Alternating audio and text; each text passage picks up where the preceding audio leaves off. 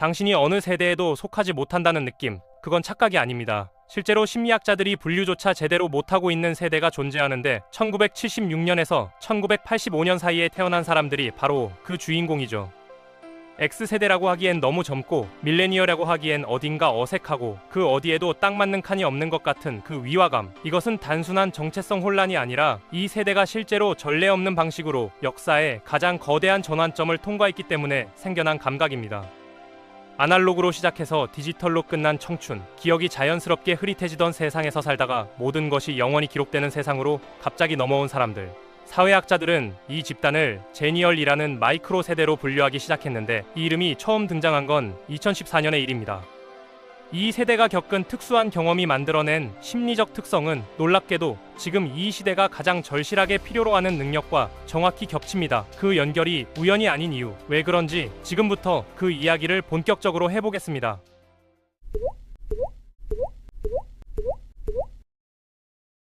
제니얼이라는 단어는 제너레이션 X와 밀레니얼을 합친 조어인데 단순히 두 세대 사이에 낀 어중간한 집단이란 뜻이 아닙니다. 이 세대는 청소년기를 완전한 아날로그 환경에서 보내다가 성인이 되는 바로 그 시점에 디지털 혁명을 정면으로 마주쳤습니다. 이 타이밍이 왜 특별한지를 이해하려면 먼저 이들이 어떤 유년 시절을 보냈는지부터 살펴봐야 합니다. 그 세계는 지금과는 근본적으로 달랐습니다. 단순히 스마트폰이 없었던 수준이 아니라 정보와 연결과 존재 자체가 작동하는 방식이 달랐습니다. 친구에게 비밀을 전달하는 방법은 귓속말이거나 손으로 접은 쪽지였습니다. 약속을 잡는다는 건 내일 몇 시에 어디서 만나자고 말하고 끝이었고 그 약속이 지켜지길 그냥 믿어야 했습니다. 늦는다는 연락을 할 방법도 없고 길을 잃었다고 구조 요청을 할 방법도 없습니다. 불확실성이 일상의 일부였습니다.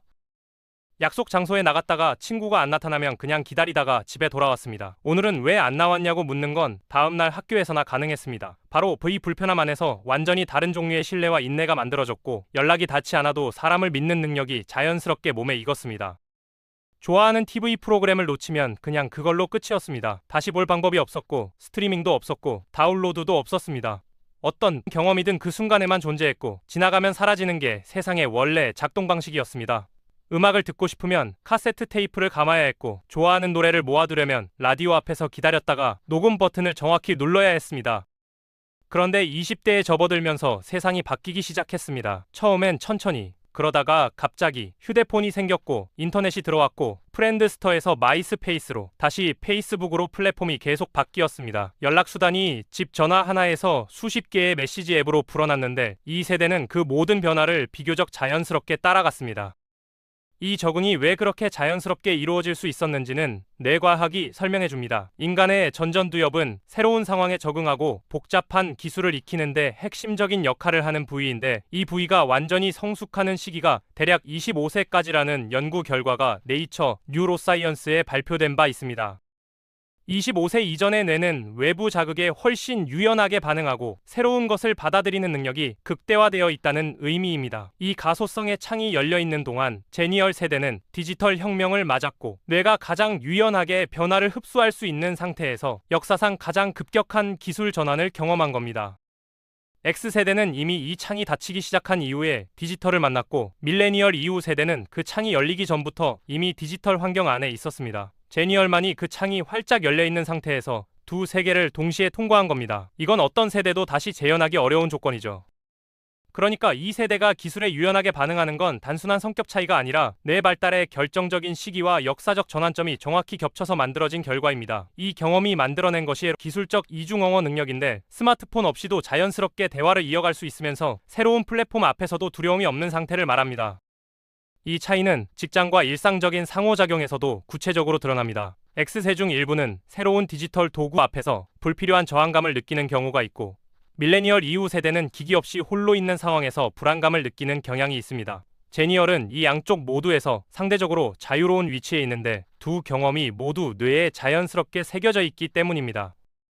이 감각의 차이는 사생활과 기억에 대한 태도에서도 뚜렷하게 나타납니다. 중학교 때 했던 최악의 실수, 두 번 다시 기억하고 싶지 않은 그 헤어짐, 술에 취해 민망했던 그 순간들이 제니얼에게는 그냥 사라졌습니다. 사진도 없고 게시물도 없고 영상도 없습니다. 누군가의 기억 속에서 조금씩 흐릿해지다가 결국 이야기로만 남는 인간의 기억이 원래 작동하는 방식 그대로입니다. 이 세대는 그 방식이 주는 자유가 어떤 건지를 지금 세대보다 훨씬 선명하게 알고 있습니다. 자전적 기억에 관한 연구들은 인간의 뇌가 기억을 고정된 파일처럼 저장하지 않는다고 말합니다. 뇌는 기억을 끊임없이 편집하고 중요한 것은 선명하게 남기고 나머지는 흐리게 만드는 방향으로 설계되어 있습니다. 이 자연스러운 망각의 메커니즘이 과거의 아픔이 현재를 지배하지 못하게 막아주는 역할도 합니다. 그런데 모든 것이 영구적으로 검색 가능하게 기록되는 환경에서는 이 메커니즘이 완전히 다른 방식으로 작동합니다. 10년 전의 실수가 여전히 피드 어딘가에 남아있고 누군가가 언제든지 꺼낼 수 있으며 본인도 의도치 않게 다시 마주칠 수 있습니다. 기억이 진화하고 이야기가 되는 그 자연스러운 과정이 방해받는 겁니다. 제니얼은 그 전환점 위에 서 있었기 때문에 두 방식의 차이를 직접 비교해서 체감한 유일한 세대가 됐습니다. 기록되지 않은 과거가 어떤 자유를 주는지 알고 있으면서도 디지털 기록이 가져다주는 편리함과 연결감도 충분히 누리고 있습니다. 무엇이 기록되어야 하고 무엇이 사라져도 되는지를 이 세대는 이론이 아닌 삶으로 알고 있는 겁니다. 제니얼이 과거를 대하는 방식은 X세대와도 밀레니얼과도 다릅니다. X세대는 디지털 이전의 시대를 진한 향수로 기억하는 경향이 있습니다. 반면 제니얼은 아날로그 시절을 소중하게 여기면서도 지금의 편리함을 충분히 감사하게 누리는 쪽에 가깝습니다. 향수에 갇히지 않으면서도 무엇을 잃었는지를 아는 균형 잡힌 시각, 그게 이 세대의 특징입니다. 그런데 여기서 이야기가 복잡해집니다. 제니얼 세대의 20대가 끝나갈 무렵, 그러니까 커리어를 본격적으로 쌓고 인생의 토대를 세워야 했던 바로 그 시기에 글로벌 금융 위기가 터졌습니다. 2008년에서 2010년 사이 수많은 제니얼이 취업을 준비하거나 막 직장 생활을 시작한 상태였고 결혼을 앞두거나 처음 집을 장만하려던 사람들도 많았습니다. 커리어 형성 시기에 겪는 재정적 충격이 장기적으로 어떤 영향을 미치는지는 심리학 연구들이 꾸준히 밝혀왔습니다. 이 시기에 실직이나 경제적 불안정을 경험한 사람들은 나중에 상황이 완전히 호전됐음에도 불구하고 돈과 안정에 대한 불안의 기저층을 쉽게 지우지 못합니다. 단순히 힘들었던 기억이 아니라 내가 세운 계획이 외부 충격에 얼마나 쉽게 무너질 수 있는지를 몸으로 배운 경험이기 때문입니다. 그리고 그 경험은 이후의 모든 선택에 조용히 영향을 미칩니다.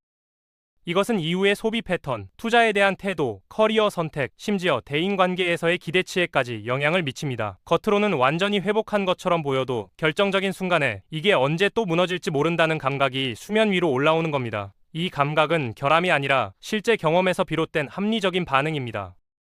그러니까 제니얼은 기술 변화에는 자연스럽게 적응했지만 경제적으로는 가장 취약한 시점에 가장 큰 충격을 맞은 겁니다. 변화에는 유연하게 반응하면서도 그 유연함의 밑바닥에 위기에 대한 감각이 함께 자리 잡고 있습니다. 어떤 사람들은 이걸 지나친 신중함이라고 보기도 하지만 실제로는 한 번의 붕괴를 직접 경험한 세대가 가진 합리적인 학습의 결과입니다.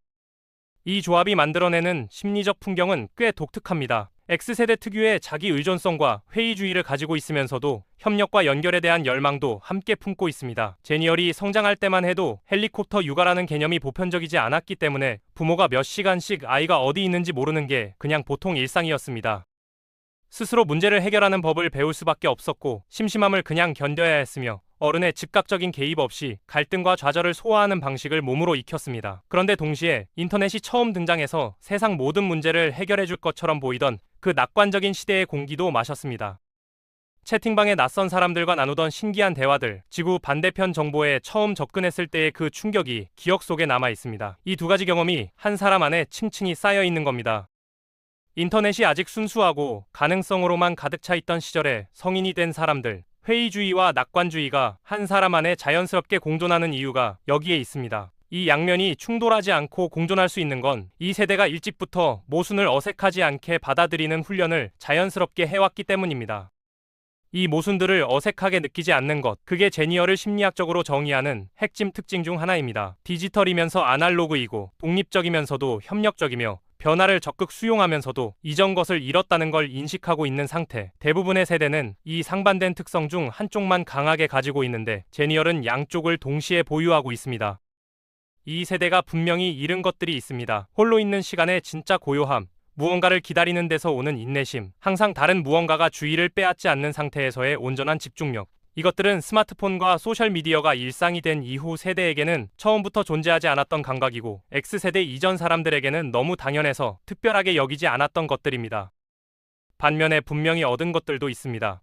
지구 어디에 있는 사람과도 연결될 수 있는 가능성, 원하는 정보를 원하는 순간에 얻을 수 있는 능력, 10대 시절에 자신이 상상조차 못했던 기회들, 이 두 세계를 모두 경험했기 때문에 제니얼은 무엇을 얻었고 무엇을 잃었는지를 가장 선명하게 볼 수 있는 위치에 서 있습니다. 그 선명함 자체가 이 세대만의 자산이죠. 이 세대가 직장에서 보여주는 특성도 흥미롭습니다. 새로운 업무 시스템이 도입됐을 때 배우기를 두려워하지 않으면서도 그 시스템이 없어도 일을 진행할 수 있다는 여유가 있습니다.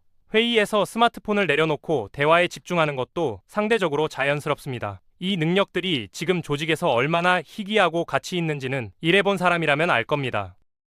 또한 이 세대는 세상이 자신에게 맞춰주지 않는다는 사실을 꽤 일찍 배웠습니다. 원하는 노래가 라디오에서 언제 나올지 모르는 채 기다렸고, 보고 싶은 영화가 언제 TV에서 방영될지 기약 없이 기다렸습니다.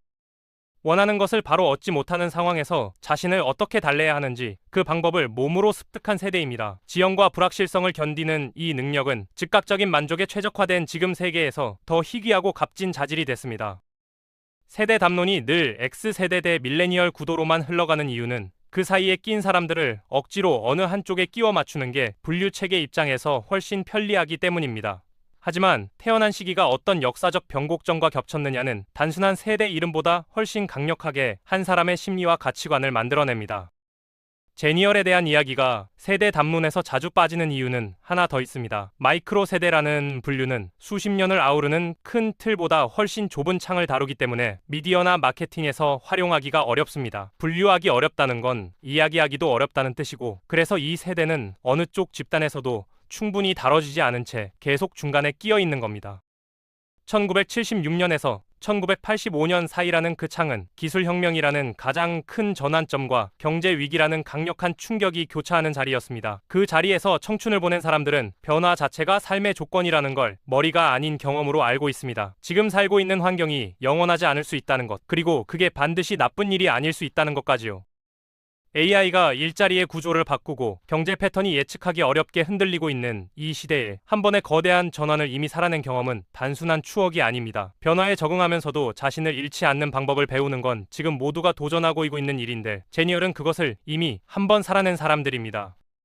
이 경험이 가진 가치는 세상이 빠르게 바뀔수록 더 커지는 겁니다. 전환을 살아낸 사람만이 다음 전환을 두려워하지 않을 수 있고, 바로 그 점이 지금 이 시대의 제니얼 세대를 주목해야 하는 이유입니다. 어느 세대도 한 번에 두 세계를 산 적이 없습니다. 이 세대만이 그걸 했습니다. 당신이 1976년에서 1985년 사이에 태어났다면 어느 쪽에도 완전히 속하지 못한다는 그 느낌은 결함이 아닙니다. 그건 당신이 두 세계를 모두 온전히 통과했다는 증거이고, 어디에도 딱 맞지 않는다는 것은 사실 어디서든 작동할 수 있다는 뜻이기도 합니다. 두 세계를 동시에 기억하는 그 감각, 절대로 가볍게 흘려보내지 마세요. 오늘도 끝까지 시청해주셔서 감사합니다.